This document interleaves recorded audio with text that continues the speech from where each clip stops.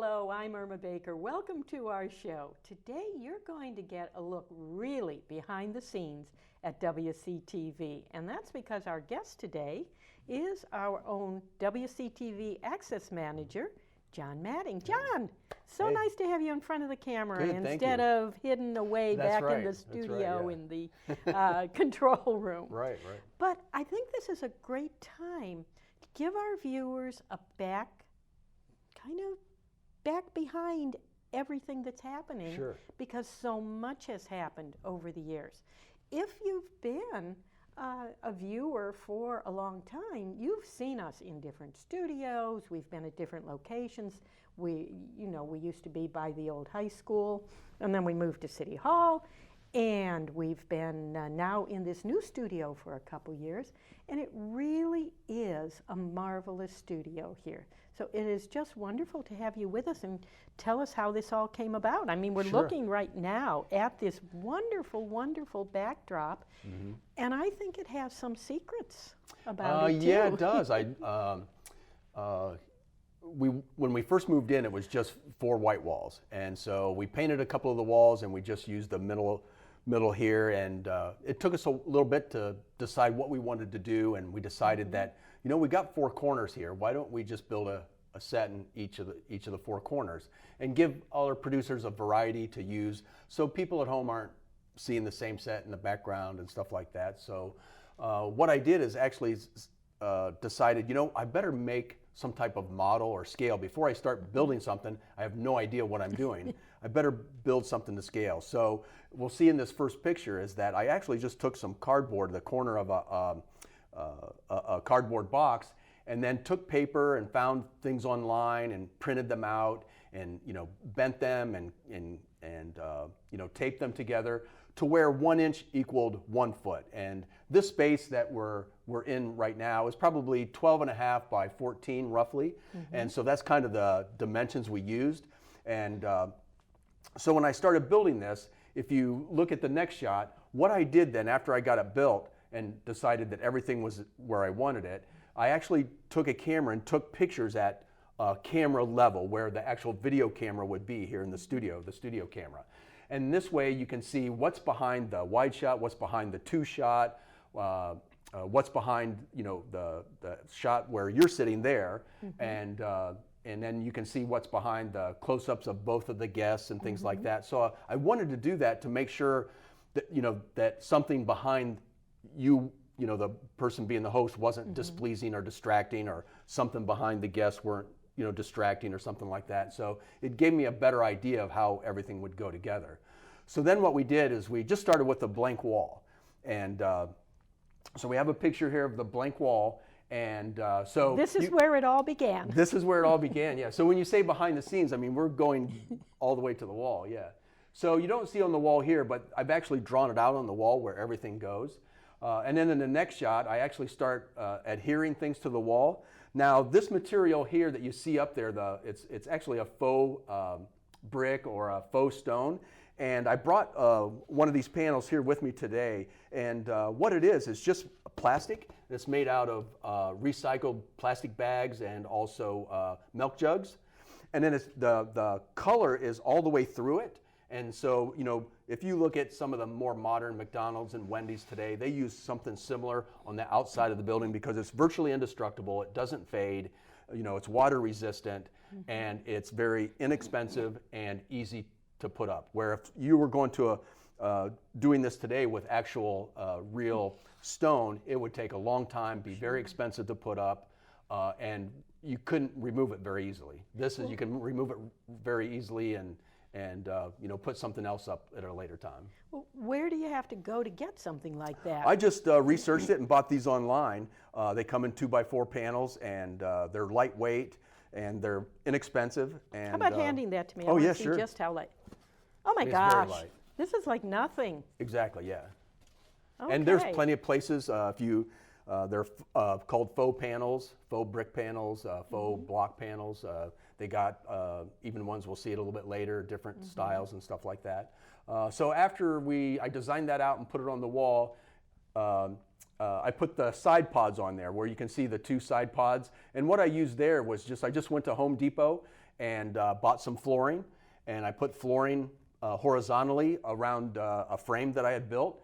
And then I took, also again at Home Depot, I took some angled aluminum and put up the sides just to highlight the corners a little bit and hide some of the corners where you wouldn't see the wood corners. And then I attached a couple of lights, which actually don't work, but they're just there for decoration actually.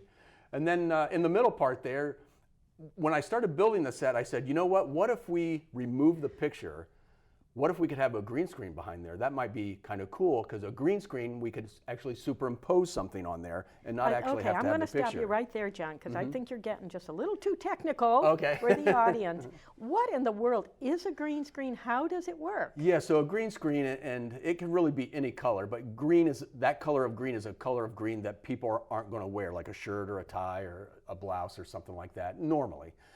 So that color of green, you can, the computer can superimpose a picture on that green color behind us, even though it's kind of like the people that do the weather, like WKYC and things like that. They'll stand in front of a green screen. The weather map is superimposed behind them, and it's moving and doing its thing, and they see it on the monitor behind them, but when they look behind them, it's just green wall, or a green screen, as we call it. You can use blue and things like that, but blue has a tendency, people wear a lot of blue, and then that picture you're superimposed behind them will show up on a tie or a blouse or somewhere. As you can see, I've got a lot of blue on today, so I would probably, be superimposed on my thing if that was a blue screen behind us. So that's why we, chose the green. And then what we did is I painted that green, and then in the next shot, I actually got with Tom Stugmeyer, who works at the Wadsworth Community Radio. He also takes a lot of pictures in town. So I reached out to Tom and said, hey, what kind of pictures do you have downtown, panoramic, that you've taken that we might be able to utilize? And he sent me, about 20 different pictures downtown. And so this is the one I selected. And what it is a picture of downtown. And he said it was on a Sunday in April, I think, sometime before Easter, many years ago, and there happened to be absolutely no cars parked downtown. As you can see, there's absolutely no cars, nobody walking. I think he said it was like 6:30 or so in the morning on a Sunday, and as the sun's coming through, and he took a lot of different pictures, and this is the one we chose because it showed most of the downtown just in one panoramic shot. So we chose that one. It's a beautiful shot. And it's so nice because it takes us right into Wadsworth, and that's what we're all about. Right, yeah. There, like the gazebo is actually about right here or whatever. So, so it's a nice picture, and it's been up there now ever since we built the set, and we're looking into maybe changing that and getting a new picture put up there.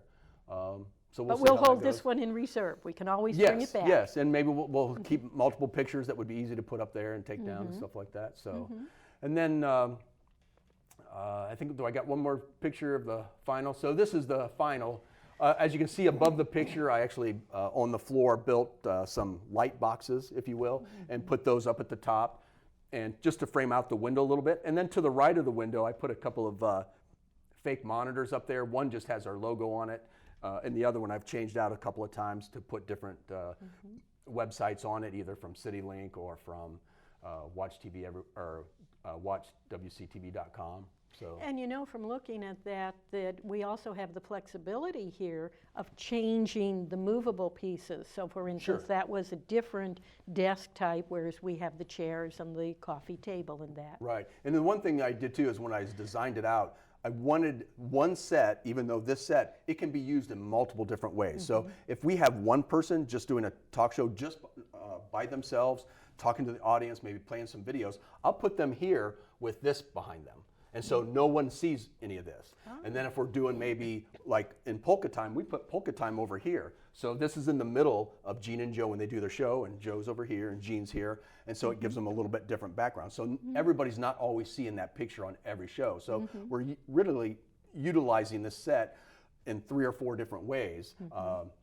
Even though it's just one set, we use different parts of it for if we have just a single person doing a show, a double person, or if they have 3 or 4 people, we use the whole set. So we really try to utilize it many different ways. Well, you just mentioned even though it's just one set, but that's not the only set we have here. This isn't the only set you built here. Right, yeah. So our second set, which is just on the other side of us here, what I did here, I didn't actually build a small design. It was kind of by the seat of my pants. I just came in one day, I had a rough idea of what I wanted to do, I bought the studs, and I just, started into it. So I didn't want sharp, straight lines, more like this set here has a lot of straight lines, and I didn't want that. I wanted more some angles. So I came up with the idea where I would use the same material of what's on this set, on the other set, but only utilize it as fake wood, faux wood. Oh. Instead of faux stone like that, I would use the faux wood. Exact same material where each one fits in pretty seamlessly, where you don't see the lines and stuff on there. So that material comes in a variety of patterns and textures. Oh yeah, patterns, textures, colors, stones, brick, wood, in different types of wood. Whether it's old weathered wood or new wood, or you can get pillars, you can get even the molding around here. These ones are made out of the same thing. It looks kind of like stone or something, but they're made out of the same thing. So then what we did on the other set, I just framed it out as just a little bit of an angle, and then started putting the material up on there. Then if we go to the next one, you can see there the angle a little bit. And just to show you how seat of the pants this was, if you look real close on the white wall, there's a lot of pencil marks to about halfway up the wall to the right, and then into the middle where it makes a V there, and then clear over to the left, and in the middle of where the bricks would go, there's a lot of pencil marks where I've erased things and put down, measured things, wrote down a number, and then didn't like it and went back. So this was real kind of seat of the pants set making here. But then in the next picture, you can see, that the materials going up on the wall is trying to take shape a little bit. One thing down at the bottom of even this picture you can see is that I had to work around electrical, I had to work around network connections and stuff like that we might use in the future. That's a very good point, because with the technology that's involved in producing a television show now, you have to be able to access all of that. I guess that's why your title is Access Manager. That's right, yeah. Yeah, we make sure that all those things could be accessed and gotten to and stuff like that. And this set, the way it came out, we actually had to cut up into the wood just a little bit to make that available to us. But we still wanted to kind of hide it. So when you take a look at the next picture, the bigger set, it's starting to hide those things a little bit, even though we had to cut around them. Some of the material, once we get it on, it kind of helps hide those things so they don't just stand out. Well, now as I'm looking at this picture, I'm seeing you've added something else there, and that's along the side. Yeah, if you go back to the previous picture, on the left-hand side there, you'll see they're actually, it looks like one large silo, I call it, kind of. But what those are, those just come just a real plain gray color, and I bought those at Home Depot. And I was at Home Depot one day and I saw, and what they are is they're for basement window wells or window spaces. So if you have a basement window that gets water into it because the ground comes up too much, they make like an area where they'll sink these down in there and they'll dig out. So when you look out your basement window, you have a rounded type of thing there where you put stone in and have it drain really well, so you don't get water and debris down into your basement windows, especially if your basement windows end up below grade a little bit. And that's all those are. And I just painted them copper and then connected them together and just made it's part of the set, but it's also part of this one. So if I have, sometimes we have up to 5 guests on a show, so you will have a host and 5 chairs here. On the 5th chair or the 4th chair sometimes, we used to actually just show the wall sometimes. But now, so that matches a color that blends in with this. So if a person is sitting here and you have a camera that points in the background, they see that set. So even though it's part of the other set, it helps cover the wall. So if we use this set and have so many people and the shot would normally show the wall, it's now showing the other part of the set. But you wouldn't know it, you still think it's part of this set. But, well, what I'm picking up here is that you've used a lot of creativity. And I'm seeing a lot of savings. This is not sounding like you went out and hired set designers. This isn't Hollywood. Right. Yeah, It just exactly. looks like it. Well, my initial thing was I looked into a lot of sets because there are some set makers out there.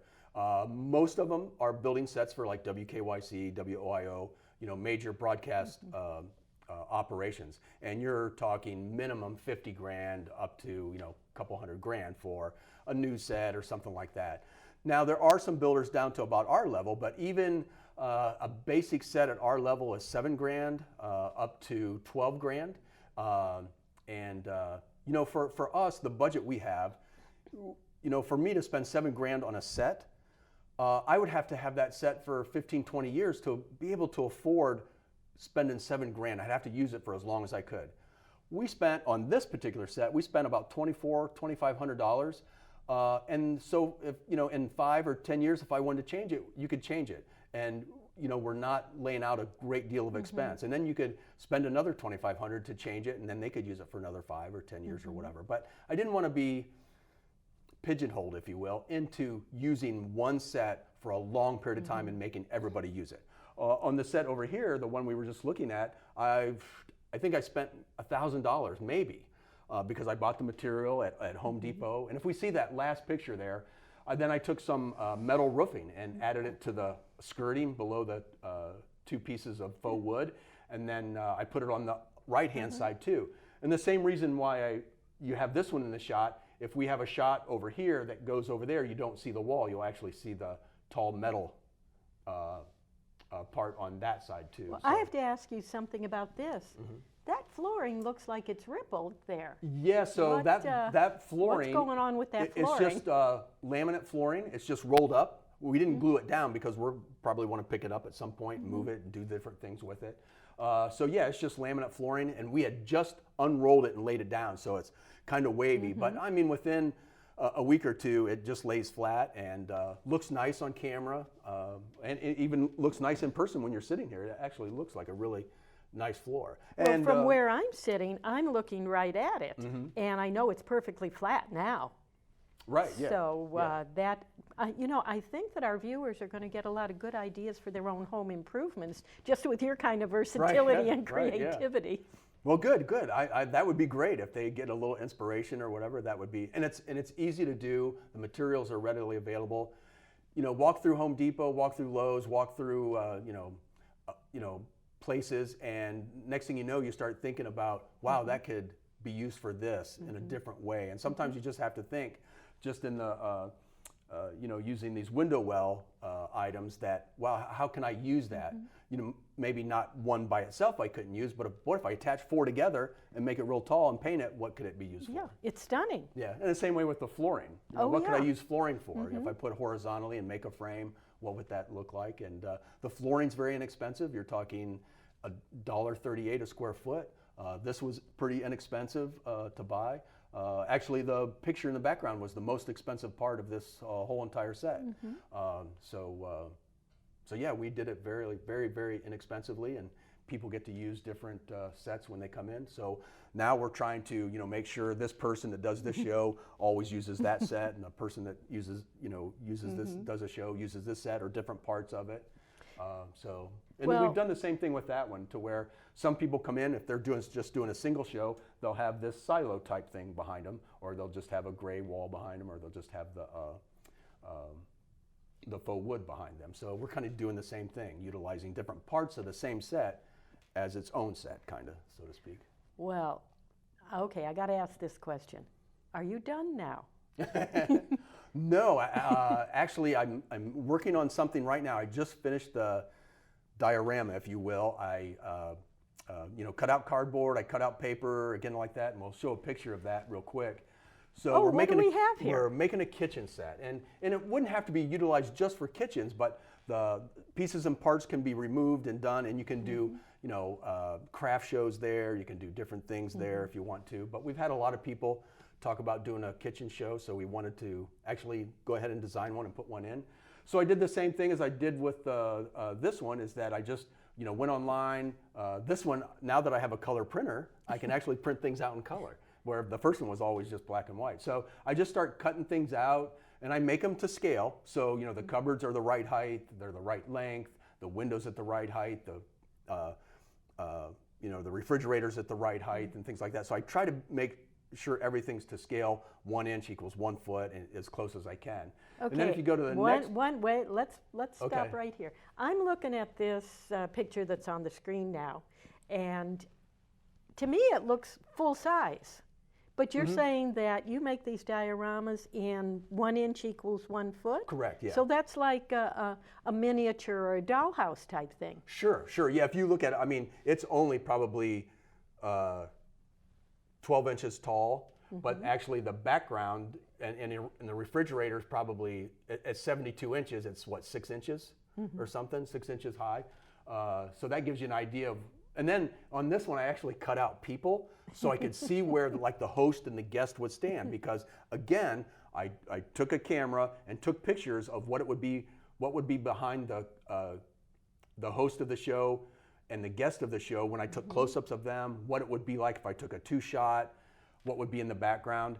Now there is a window. Now you see a window in there. There is a window here that goes into our control room, so we can have visual into here. So we will frame that up and be able to just put something up in front of it to make it look like a real window when we're doing a show there, and when we're not, we can remove it so we can see into here. So, what would be some of the other applications for that set? Oh my goodness! Well, what I have planned is for the middle parts where you have the island and stuff like that. Those are on rollers. Those can be moved, and then you can just put chairs and stuff there.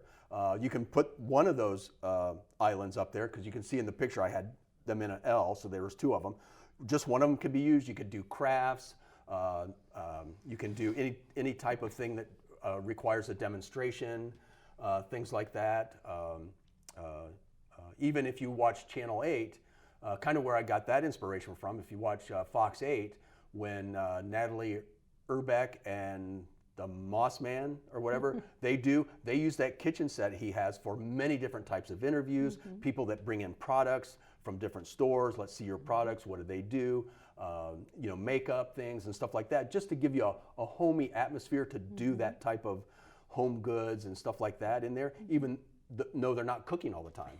Sometimes they use it to cook, sometimes they just use it for interviews and demonstrations and stuff like that. So that's kind of where I got the inspiration from. Even though it would be a kitchen and it can be used as a kitchen set, it doesn't have to be. It can be utilized different things. Because if I just had a kitchen set and only used it once a week, it wouldn't do me any good to spend that money to do that. And again, we're just using the same kind of materials. We'll go to Home Depot, see what we can find. We'll try to get some of the cupboards donated from places in town here, and hopefully it'll end up only costing us a couple $1,000, just like the other sets have. So.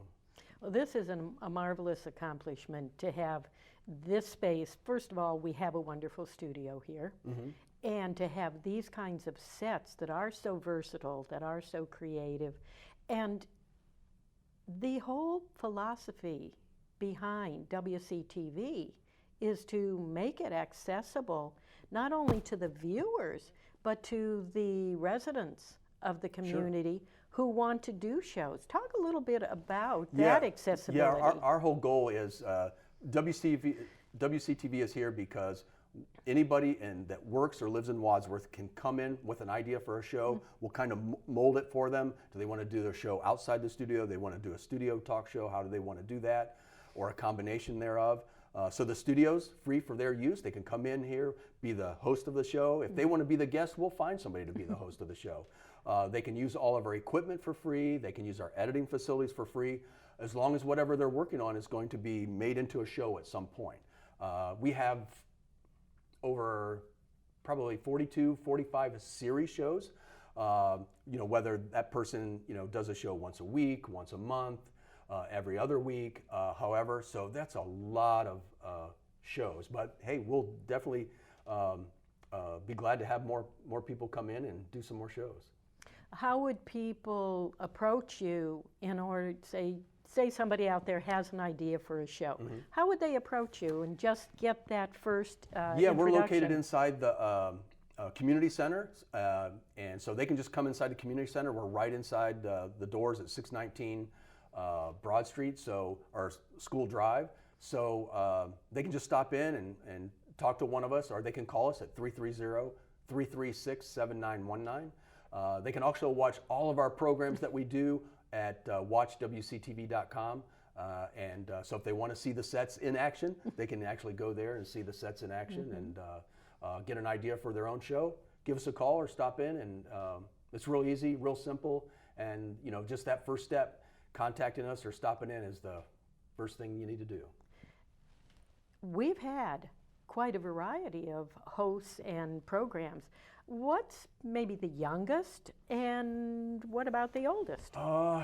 Boy, over the years, we've had hosts as young as grade school, and the oldest are in their 90s. So it's a wide variety. And one reason, too, is when you walk into a normal studio, their studio is propped up. So it's on risers. We don't do that because we want to be access for anybody, whether they're in a wheelchair, whether they use a cane, no matter what situation they're in. They're younger, and we don't want them to fall off the set. So everything's on floor level, so you don't have to get up or be helped up to either be a guest on the show, to be a host. So we're very, very accessible to not all ages, but also all situations. Well, John, thank you so much for being with us today. I know I enjoy doing the show here, and I'm always impressed by the quality of our entire staff here at WCTV. And I certainly hope all of you have enjoyed this behind-the-scenes view of WCTV today, and that you'll join us again. Have a wonderful day.